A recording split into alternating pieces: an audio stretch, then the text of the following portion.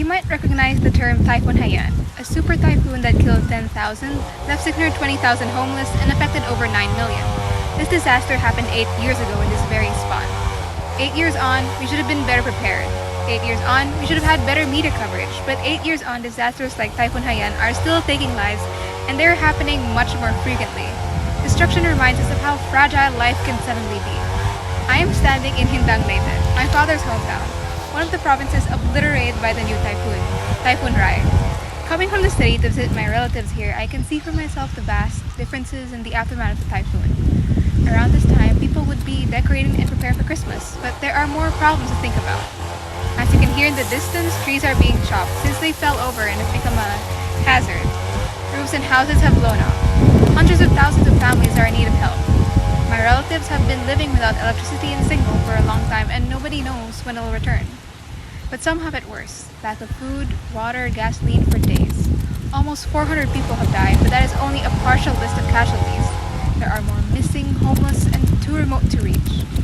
One can argue that this is simply the norm. After all, the Philippines is one of the most naturally hazard-prone countries in the world, as it's located in the Pacific Ring of Fire and the Typhoon Belt. We should be readily adapted by now, considering how often this happens, but typhoons are getting stronger. There is a strong scientific consensus that anthropogenic greenhouse gases are causing these stronger typhoons. Excessive carbon emissions from human activities lead to global warming, which also leads to the increasing intensity of these storms. Cold water wells below the ocean surface, reducing a typhoon's strength.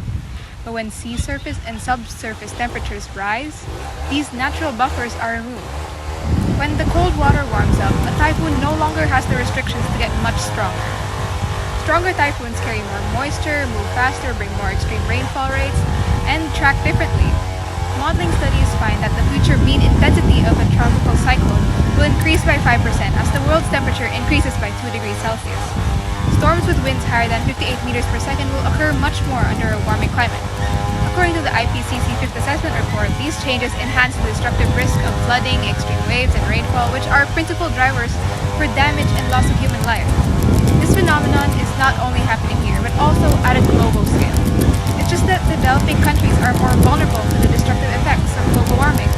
The Philippines acquiring the distributing recovery and aid is an additional challenge hampered by lack of funding, broken communication lines, lack of transportation, among many others. Let us take what we have learned from past super typhoons like Typhoon Haiyan.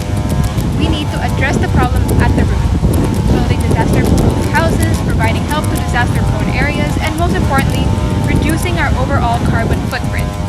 It may be too late to undo the depths and damage of the current crisis, but it is not too late to provide help and prepare for the next stronger disaster.